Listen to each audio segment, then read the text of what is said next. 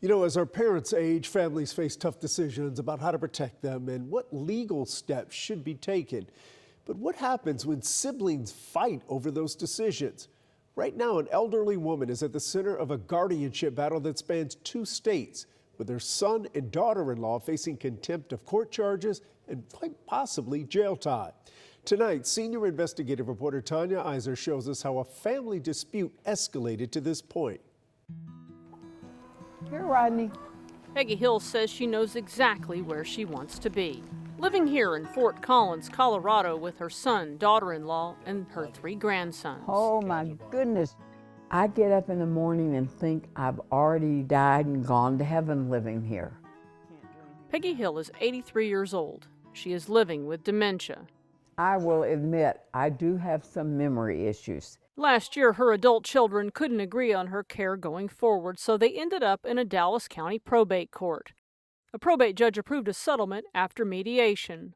Peggy would spend 6 months in Colorado with her youngest son and his family, and 6 months in an assisted living facility in Dallas near 2 of her other sons. The court appointed an independent guardian to oversee Peggy's care, and a bank to oversee her money. When you have a guardian, oh my God, you don't have a life. For the retired real estate agent, that means decisions she once made for herself are now made by her guardian and the court. Peggy was supposed to return to Dallas by the end of December, but she's repeatedly refused. I love living here. I don't want to leave. I'm sorry, I didn't mean to cry.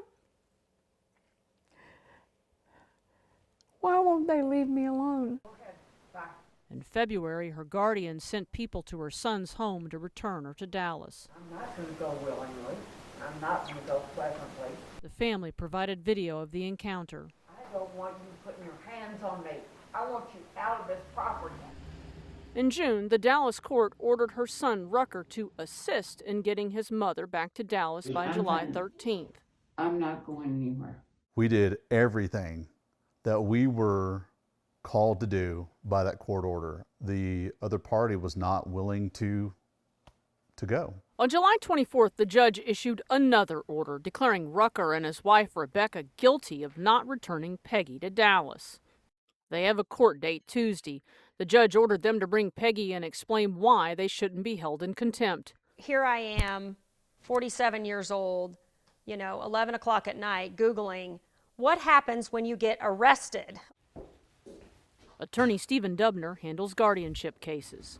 They better have a good reason why they didn't get her back, because the judge is going to go, what did you do? Peggy's guardian, Lindsay Howell of Legacy Guardianship, declined to discuss the case. But there's another complication. Peggy is scheduled for brain surgery September 4th, a surgery that could improve her memory issues. Her doctors say returning her to Dallas before then would not be in her best interest. So I'm not going back to Dallas. I don't want to go back to Dallas. I've said if I go back to Dallas, I'm going in a pine box. 2 of the other siblings issued a statement through an attorney saying they filed for guardianship in good faith out of care and concern for their mother, and they have complied with the terms of the settlement agreement. We know a lot of families, they face tough decisions as their parents age. And we've been taking a look at the guardianship system and how it affects families.